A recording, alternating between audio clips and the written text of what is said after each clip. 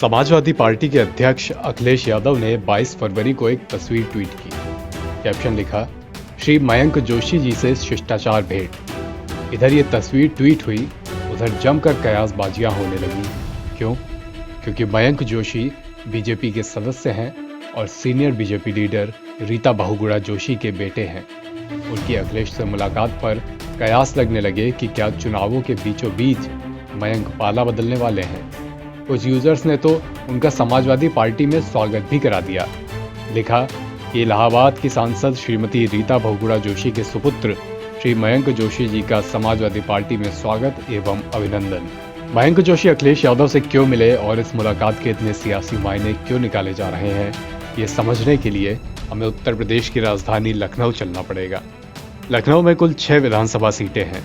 इन्हीं 6 विधानसभा सीटों में से एक है Lucknow cant. Lucknow cant seat लंबे समय से बीजेपी का गढ़ रही है। यहाँ 1991 से लेकर 2007 के चुनाव तक लगातार बीजेपी की जीत हुई। इसके बाद 2012 के विधानसभा चुनाव में बीजेपी की इस विनिंग स्ट्रीक को तोड़ा कांग्रेस की रीता बहुगुणा जोशी ने। 2017 में एक बार फिर रीता बहुगुणा जोशी जीती, लेकिन इन चुनावों तक वो कांग्रेस छोड़ बीजेपी में आ चुकी थी।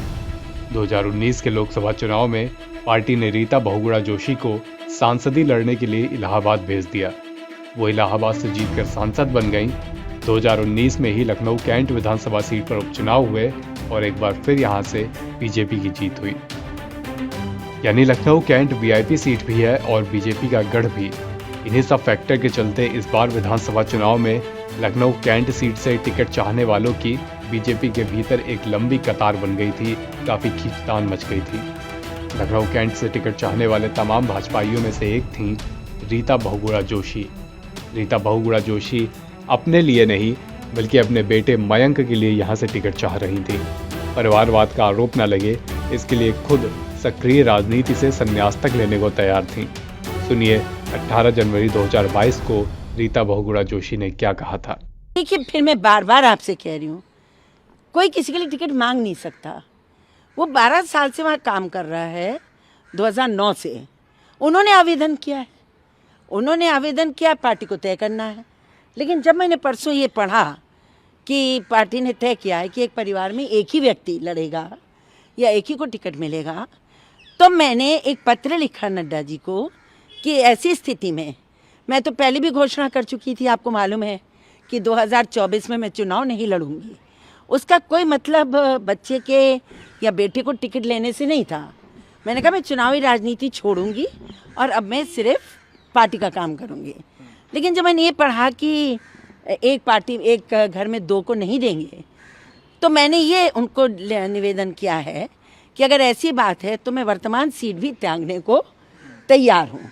यदि आप मयंक को टिकट देते हैं तो आप कहेंगे तो मैं भी इस्तीफा दे दूंगी। So it's an offer to the party. मैं अपने मन की बात उनसे कही है। उन्होंने बाकायदा आलाकमान को पत्र भी लिखा था। सूत्रों के मुताबिक पत्र में उन्होंने मयंक जोशी के मल्टीनेशनल कंपनी की नौकरी छोड़कर साल 2019 में लखनऊ आने और बीजेपी संगठन के लिए किए गए कामों की पूरी एक फहरिस्त भेजी थी। लेकिन लखनऊ कैंट से मयंक को टिकट नहीं मिला। मयंक क्या, यहाँ से कथित तौर पर अपर्णा यादव भी टिकट चाह रही थी, टिकट उन्हें भी नहीं मिला। बीजेपी ने यहाँ से ब्रिजेश पाठक को टिकट दिया। योगी आदित्यनाथ की सरकार में कानून मंत्री रहे ब्रिजेश पाठक पिछली बार लखनऊ सेंट्रल से लड़े थे और जीते थे। इस बार उन्हें लखनऊ कैंट लाया गया है। इसी के बाद मयंक की अखिलेश से मुलाकात की तस्वीर आई और कयास लगने लगे कि मयंक समाजवादी पार्टी के साथ अब नई राजनीतिक पारी की संभावनाएं तलाश कर रहे हैं। फिलहाल मयंक और सपा दोनों की तरफ से इसे सौजन्य भेंट ही बताया जा रहा है। एनबीटी ऑनलाइन की रिपोर्ट।